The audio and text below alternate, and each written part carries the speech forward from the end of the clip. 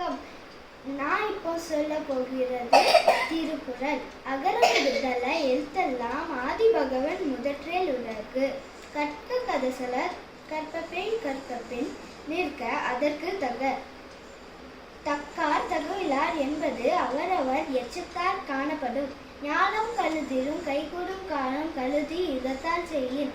என்பில் அதனை வேல்போல கைமை அன்பில் அதனை அறம்.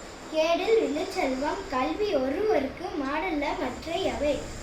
பணிவுடையன் இன்சொல்லன் ஆடல் ஒருவருக்கு அணியல்ல மற்ற பிற.